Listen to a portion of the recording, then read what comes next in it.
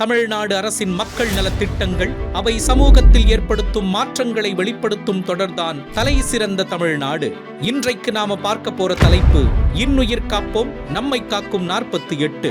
சாலை விபத்துகள் நாளுக்கு நாள் அதிகரித்து வரும் நிலையில் உயிர்களை காக்கும் நோக்கில் 18 டிசம்பர் 2021 அன்று மாண்புமிகு தமிழ்நாடு முதலமைச்சர் மு.க.ஸ்டாலின் அவர்கள் தொடங்கி வைத்த மிக முக்கியமான திட்டம்தான் இன்னுயிர் காப்போம் நம்மை காக்கும் 48. சாலை விபத்துக்கு பிறகு வரும் முதல் 48 மணி நேரமான கோல்டன் ஹார்ஸ் உயிர் பாதுகாப்பிற்கு மிக முக்கியமானவை.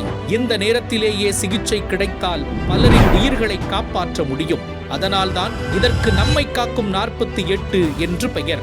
இந்த திட்டத்தின் மூலம் சாலை விபத்தில் பாதிக்கப்பட்டவர்களுக்கு முதல் 48 மணி நேரம் வரை அரசு அல்லது தனியார் அங்கீகரிக்கப்பட்ட மருத்துவமனைகளில் அதிகபட்சம் ரூபாய் 2 லட்சம் வரை இலவச அவசர சிகிச்சை வழங்கப்படுகிறது.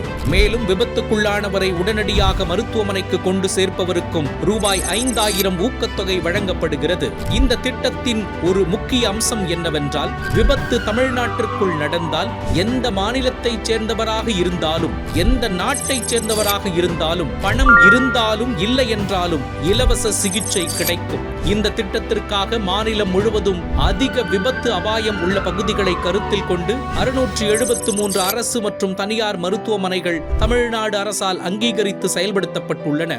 விபத்து நடந்தவுடன் 48 மணி நேரத்திற்குள் இந்த மருத்துவமனைகளில் சேர்த்தாலே தனியாக எந்த ஆவணமும் கொடுக்க வேண்டியதில்லை.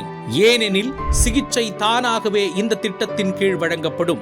மொத்தத்தில் சாலை விபத்துகளில் உயிரிழப்புகளை குறைத்து பலரின் உயிரை காப்பாற்றும் நோக்கில் தமிழ்நாடு அரசு மேற்கொண்டுள்ள மிகப்பெரிய முயற்சிதான் இன்னுயிர் காப்போம் நம்மை காக்கும் 48 திட்டம்.